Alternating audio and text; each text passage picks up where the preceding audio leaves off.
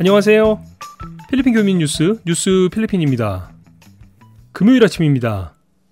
매번 주말을 앞두고 있는 금요일이 되면 느끼는 거지만 이번 한 주간도 정말 어떻게 지나갔는지 모를 정도로 한 주가 빨리 지나간 것 같은데요.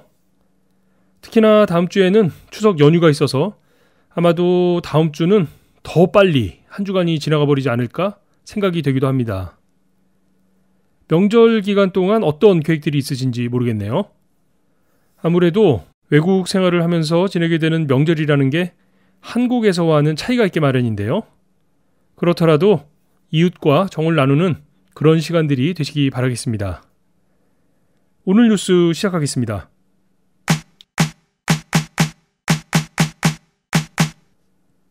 먼저 살펴볼 뉴스는 어제 세부 나가 지역에서 발생한 산사태 소식입니다. 어제 아침 6시에 세부 인근의 나가시에서 산사태가 발생을 했습니다. 이 나가시, 그러니까 세부에 있는 시티 오브 나가는 우리가 기존에 알고 있던 나가시티와는 좀 다른 곳이죠. 나가시티는 루손섬 남쪽에 있는 곳이고 이번에 사고가 난 시티 오브 나가는 세부주에 속해 있는 도시인데요.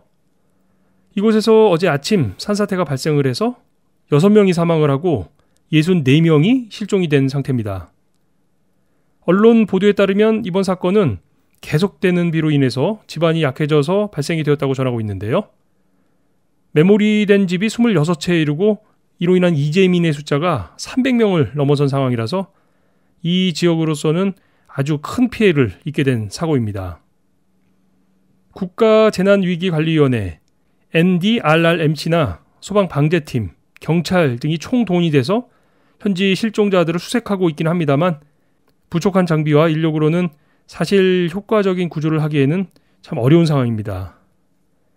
안타까운 소식이긴 합니다만 아직 구조가 되었다는 소식은 전해지지 않고 있습니다.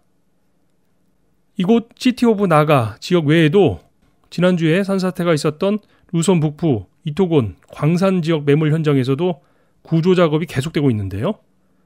사건 발생이 된 지 벌써 꽤 시간이 지난 상태이기 때문에 구조 소식을 기대하기에는 현실적으로 쉽지 않은 것 같습니다.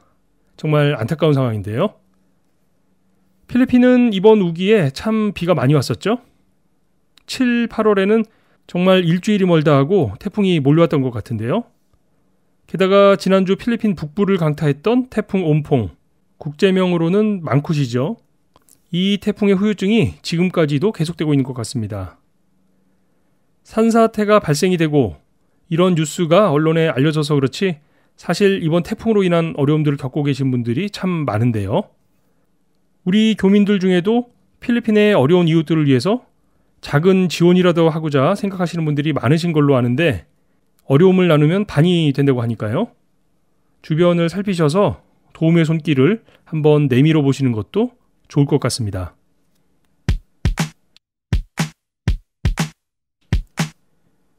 다음 뉴스는 필리핀 통계청에서 발표한 쌀 얘기를 한 번 더 전해드리도록 하겠습니다. 필리핀 통계청 PSA가 쌀 가격이 계속 오르고 있다는 조사 결과를 발표했습니다. 계속 진행되고 있는 쌀 수입에도 불구하고 필리핀의 쌀 가격이 안정세를 찾지 못하고 있다는 건데요. 정제미의 경우 지난 2주 동안 17%가 인상이 되었을 정도라고 하니까 심각한 수준이죠. 평균 소매 가격도 이게 상당히 많이 오른 것으로 조사가 되었는데요. 작년 동기 대비 16%가 인상된 키로당 48.93 페소로 조사가 되었습니다. 최근 문제로 지적되고 있는 인플레이션 상승률 6.4%보다도 훨씬 큰 수치죠. 사실 문제의 시작은 국가식량청 NFA에서의 쌀 재고량 관리 실패에서부터 문제가 된 건데요. 이 내용은 이전 뉴스에서도 몇 번 전해드렸던 내용이죠. 필리핀 8월 쌀 재고량이 작년 말에 비해서 25%나 감소된 152만 톤에 불과해서요. 당연히 쌀 재고가 부족하니까 가격이 오르게 되겠죠? 여기서부터 문제가 시작이 되었습니다. 그 후로 필리핀 정부에서는 이 쌀 부족분을 채워넣기 위해서 쌀 수입을 추진했던 건데요.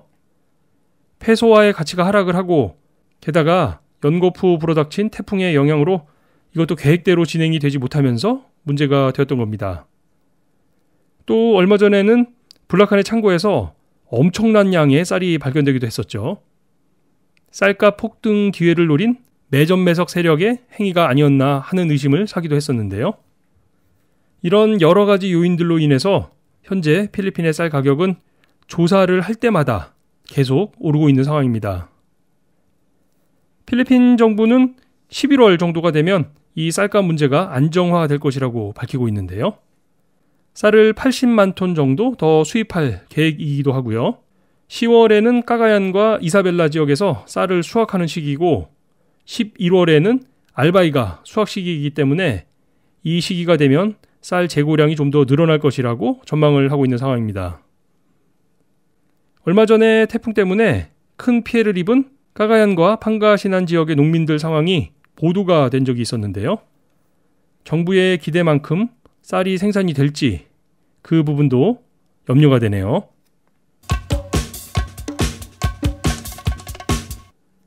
마지막 소식은 이 내용을 좀 전해드려야겠습니다. 오늘 마닐라시티가 왈랑빠속 학교 휴교를 했는데요. 오늘은 마샬로 계엄령 선포 46주년 기념 퍼레이드가 있는 날입니다. 46년 전, 그러니까 1972년 독재자였던 마르코스가 계엄령을 선포한 날인데요. 72년에 선포된 계엄령이 1981년에 해제가 되었으니까 만으로 9년이 넘는 시간 동안 필리핀은 계엄령 통치하에 있었던 겁니다. 매년 9월 21일 이날에 맞춰서 필리핀에서는 대규모 시위가 열리는데요. 올해에도 시위대는 오늘 오후 4시 마닐라 리잘파크에 집결을 해서 가두 행진을 벌일 것으로 전해지고 있습니다. 이번 시위에 대비해서 경찰 병력 4,000명 정도가 이 지역에 배치될 것으로 보이는데요. 따라서 마닐라시티에서는 학생들의 안전을 위해서 오늘도 휴교령, 왈랑빠속이 공지되었습니다. 필리핀에서는 참 계엄령이 자주 있었죠. 앞서 46주년이라고 말씀드렸던 마르코스 시절의 계엄령뿐만 아니라 현 하원 의장인 아로유가 대통령이었던 시절에도 마긴다나오 지역에 일주일간 계엄령이 선포되었던 적이 있었죠. 그리고 현 두테르테 대통령의 경우에는 작년 5월부터 민다나오 지역에 계엄령을 선포해서 이게 현재까지 이어지고 있는데요. 물론 9년이 넘는 세월 동안 필리핀 전체를 계엄령하에 두었던 마르코스와는 비교할 수 없기는 합니다만 이렇게 필리핀 계엄령의 역사를 되짚어보면 참 파란만장한 필리핀의 현대사를 보게 되는 것 같습니다. 오늘 오후 시위가 예정되어 있으니까요. 리잘파크 주변이나 로하스 볼리바드 지역에 일정이 예정되어 있으신 분들은 참고하시기 바랍니다.